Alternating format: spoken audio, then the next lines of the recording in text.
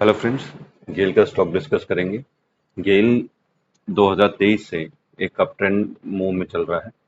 ठीक है, तो अभी एक अच्छे लेवल पे हमें यहाँ पे भी एक अच्छे लेवल पे ये गेल दिख रहा है। तो गेल के इम्पोर्टेंट लेवल हम डिस्कस कर लेते हैं और उसकी एंट्री क्या बनती है और टारगेट क्या रहेगा, स्टॉप लॉस क्या रहेगा, बाकी सारी चीज़ें गेल अभी डेली टाइम फ्रेम पे इसको डिस्कस कर लेते हैं। मैं इसको थोड़ा सा जूम इन कर देता हूँ ताकि चीज़ें क्लैरिटी के साथ दिखाई दें। ये जूम आउट मैंने इसलिए कर रखा था ताकि हमें एक ट्रेंड पता चल सके गेल में कौन सा चल रहा है। ठीक है, तो गेल अभी अप ट्रेंड में है। अभी मैं इसको थोड़ा सा वो कर देता हूँ, जूम इन। ठीक है, ये जूम इन कर दिया। अब ये अप ट्रेंड में साथ में एक और पैटर्न बना था हमारा। ठीक है, ये पैटर्न हमारा कौन सा है? ये हमारा है असेंडिंग ट्रायंगल। ठीक है, ये असेंडिंग ट्रायंगल ये अप ट्रेंड में बनता है और ये इंडिकेट करता है कि ये और ऊपर जाएगा। तो वैसा ही हुआ। ये 3 जून को इसने ऊपर की तरफ ब्रेकआउट दे दिया। और लेकिन क्योंकि अगले इवेंट था, ये दोनों दिन इवेंट वाले ही थे, तो हमें ब्रेकआउट तो मिला लेकिन वो सस्टेन नहीं हुआ क्योंकि अ, जो एक्सपेक्टेशंस थी उस एक्सपेक्टेशन के हिसाब से हुआ नहीं। ये इलेक्शन वाला दिन है। ठीक है, तो मार्केट गिर गया लेकिन गेल और गिरना नहीं चाहता था। ठीक है, तो वहां से ये वापस इसने इस लेवल को, ये जो हॉरिजॉन्टल ट्रेंड लाइन है, हॉरिजॉन्टल रेजिस्टेंस लाइन है, इसके ऊपर इसने क्लोजिंग दी और फिर यहाँ थोड़ा सा 1-2 दिन इसी रेंज के आसपास इसने ट्रेड करा और फिर ये ऊपर की तरफ चला गया। अभी खास बात क्या है कि गेल हमें इंटरेस्टिंग क्यों लग रहा है? इसने अपसाइड मूवमेंट दिया, अब वापस ये रिट्रेस होके इस रेजिस्टेंस, जो पहले हमारा रेजिस्टेंस था, अब ये सपोर्ट बन गया। अब इस सपोर्ट पे इसने ये डोजी कैंडल बनाई। अब इसको हम इन्वर्टेड, सॉरी, इसको हम हैमर बोल सकते हैं। तो ये हैमर कैंडल बनाई और अगले दिन भी अगले दिन भी इसने रेड कैंडल ही बनाई और इंडिसिसिव कैंडल बोल सकते हैं इसको। जो अगले दिन, एक मिनट और,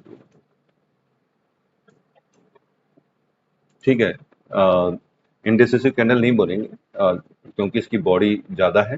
तो दोनों तरफ विक के साथ एक रेड कैंडल बनाई इसने। और आज जो हम देख पा रहे हैं, तो आज दोबारा इसने ग्रीन कैंडल बनाई है और वापस इसका सपोर्ट लिया है और ऊपर ऊपर की तरफ क्लोजिंग दी है। तो मैंने यहाँ एज अ स्विंग ट्रेडर यहाँ ट्रेड लिया है और स्टॉप लॉस मैंने छोटा ही लगाया है, आज का लो, राइट। और टारगेट क्या रहेगा? टारगेट, देखिए, टारगेट ये आना चाहिए।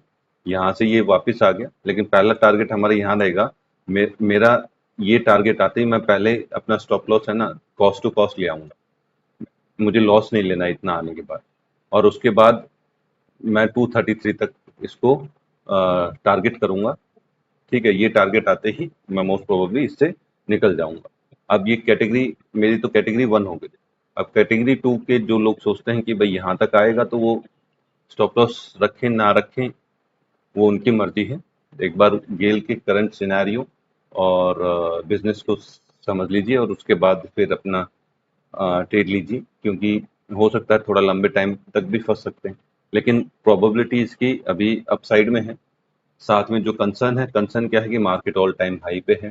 तो काफ़ी टाइम से मार्केट ऑल टाइम हाई पे ही चल रहा है। अगर हम ये सोचें कि बस यही हाई है, मतलब कि मार्केट अभी जिस लेवल पे चल रहा है तो वो हाई के आसपास है, तो अगर हम यहाँ पे ये सोचें कि भाई अब इससे ऊपर नहीं जाएगा तो ट्रेड हमें नहीं लेना चाहिए। लेकिन ये सिचुएशन पिछले 2-3 महीने से चल रही है। मार्केट हाई पे हाई मार रहा है, करेक्शन नहीं आ रहा। तो अपना जो जिस स्टॉक में ट्रेड बनता है उस स्टॉक में अपना ट्रेड लीजिए और जो इन्वेस्टर्स हैं, वो इन्वेस्टर्स, उनको अगर अच्छे प्राइस पे कोई स्टॉक मिलता है तो वहाँ अपनी एंट्री बना सकते हैं। तो ये मेरा हो गया है गेल का आज का। ठीक है, तो अब मैंने अपना ट्रेड डिस्कस कर लिया है। और जो कैटेगरी 2 के हैं, जो स्विंग ट्रेडर्स स्टॉप लॉस नहीं लगाते हैं, वो अपना एक बार कंपनी के प्रोफाइल को देख लें, उसके फंडामेंटल्स को समझ लें। और वो इसलिए समझ लें क्योंकि अगर इन केस ये रिवर्स आता है तो मैं तो, स्टॉप लॉस है, मैं निकल जाऊंगा। जो स्विंग ट्रेडर है, जो इन्वेस्टर बन जाएगा, तो स्टॉक में इतनी कैपेबिलिटी होनी चाहिए कि वो ऊपर आ जाए। आगे चल के मैं दोनों एस्पेक्ट्स डिस्कस करूंगा, फंडामेंटली भी और टेक्निकली भी। अभी मैं टेक्निकली ही चार्ट को डिस्कस करता हूँ, चार्ट को टेक्निकल बेस पे ही ट्रेड लेता हूँ, मैं उसको फंडामेंटल बेस पे ट्रेड नहीं लेता, क्योंकि मैं स्टॉप लॉस लगा के काम करता हूँ। फंडामेंटली तब चेक करने लगूंगा मैं जब उसमें मैं स्टॉप लॉस नहीं लगाऊंगा। ठीक है, तो वो आगे के वीडियोस में हम देखेंगे, और इसी तरह के और वीडियोस देखने के लिए मेरे चैनल को लाइक और सब्सक्राइब जरूर करें। कुछ लोग वीडियो देख लेते हैं लेकिन सब्सक्राइब नहीं करते, तो please guys subscribe my channel. Thank you.